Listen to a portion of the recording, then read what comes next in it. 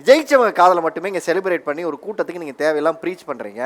தோத்தவன் கோடி பேர் இருக்கா, அவனை பற்றி நீங்கள் யாருக்குமே சொல்கிறதில்ல. ஏன் நீங்கள் ஜெயிச்சவன் காதை சொல்லி மற்றவங்கள ஏமாத்துறீங்கன்னு கேட்குறாரு. நான் 8 இயர்ஸ் லவ் பண்ணேன், எனக்கு பிரேக்கப் ஆச்சு. நான் அந்த பொண்ணோட ஃபோட்டோவை டாட்டா போட்டிருக்கேன், போட்டிருந்தேன். நேமையும் டாட்டா போட்டிருக்கேன். டேட்டூ காட்டுங்க. இந்த டாட்டா போட்டு 3 மாதம் ஆச்சு சார். அந்த பொண்ணுகிட்ட நான் காட்டலையே. இதுக்கும் நான் சென்னையில் தான் ஒர்க் பண்ணிட்டு இருந்தேன். சென்னையிலேருந்து சேலம் போனேன். அந்த பொண்ணுகிட்ட காட்டலையே, டாட்டா போட்டிருக்கேம்மா, வந்து பாருமா, வந்து அழுமா, கட்டி பிடிமா அப்படின்னு அது சொல்லலையே. இதுவும் காதல் தானே சார், ஒரு லஸ்ட்டு கிடையாது. இப்போ அந்த பொண்ணு என்னை விட்டு போயிட்டா. அந்த பொண்ணை பற்றி நான் ப்ளேம் பண்ணலையே தப்பா.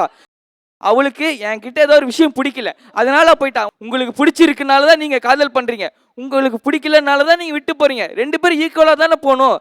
கிளாப் தட்டுங்க.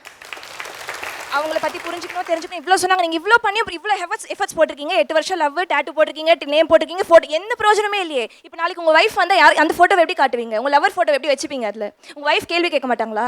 பிரயோஜனமே இல்லை. இதெல்லாம் வேஸ்ட் ஆஃப் டைம் தான். உங்கள் மணி வேஸ்ட்டு, உங்கள் கையில் வலிச்சிருக்கோம், எவ்வளோ நாள் கஷ்டப்பட்டிருப்பீங்க. எதுக்குன்னு நான் கேட்குறேன், இதெல்லாம் எதுக்கு பண்ணணும்?